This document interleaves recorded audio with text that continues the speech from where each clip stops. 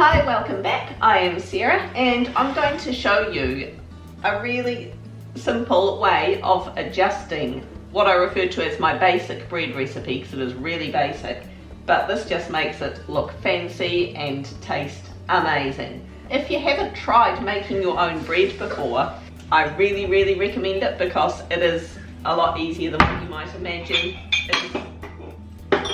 And really yummy. It's so much more filling than the store-bought ones. So as far as yeast goes, you don't have to go to the extents of making your own yeast. I actually just buy this Breadmakers Yeast. Either this, or I think there's another brand as well, but I can't remember what it's called. So per loaf, just sort of I do one heaped tablespoon, so a decent. I'll then just let the hot tap run, go as hot as the tap will go, and add that to the yeast, 2 cups.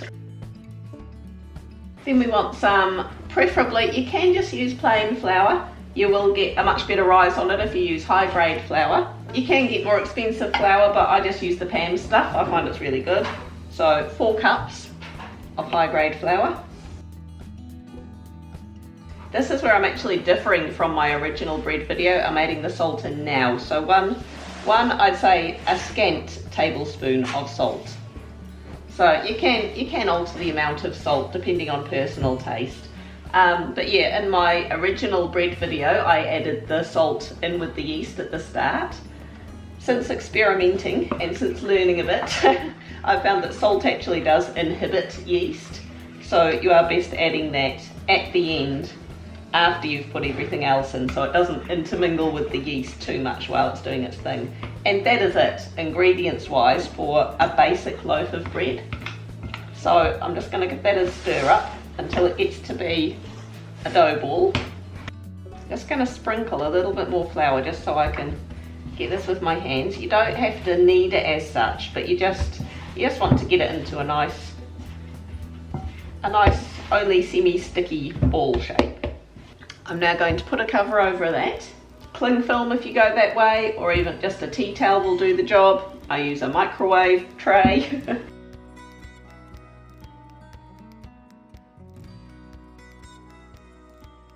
So we want to let that rise for about an hour, which I've left it for a bit more than an hour because we had a bit of a drama with a cow escaping.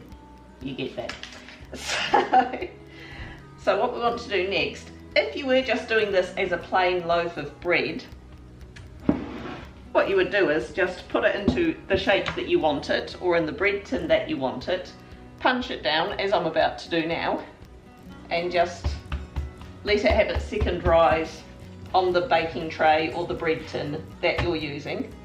So yeah, I'm just sprinkling a bit of flour so my hands don't get mega sticky, and just give it a bit of a knead. Just make sure there's no sort of pockets of flour stuck in the middle there or anything. It's feeling nice and smooth. Here's where things start to get messy. Chop this bread into about 3 even pieces. So I'm just sprinkling a little bit more flour because those are all sticky in the middle where I chopped it. I'm going to roll these out into big long strips.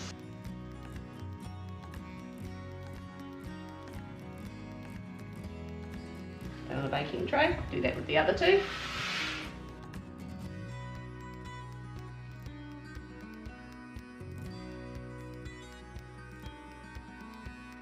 Just going to pinch them together now.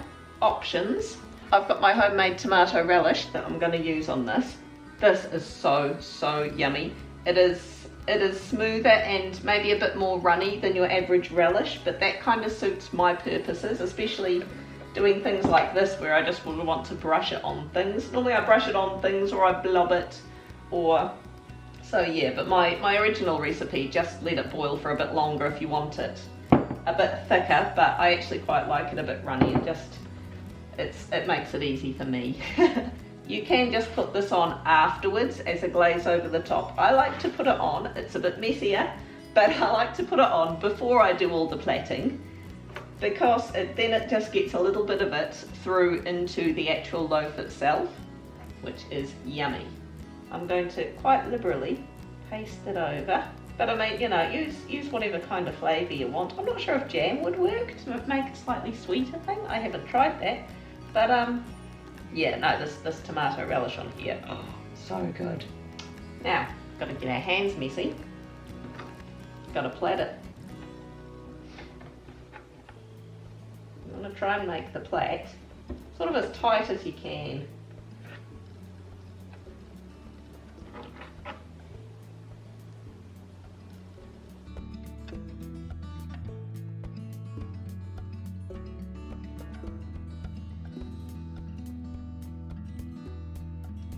So give it a wee pinch at the end there.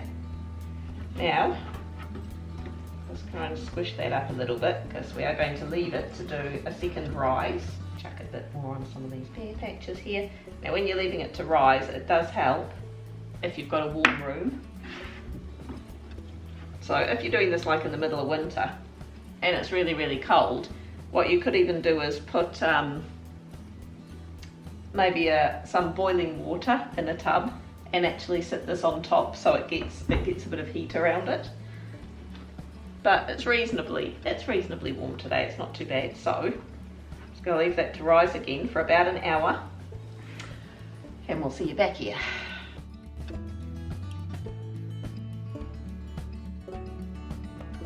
So that just comes out lovely and crusty on top and nice and soft in the middle with those little pockets of flavour through it. If it's cooked well through and you have the patience to leave it to cool down, you can slice it quite nicely. But if you want to eat it straight out of the oven, it's probably best just pulled to bits like I did there, like a pull apart, and it is so, so yummy.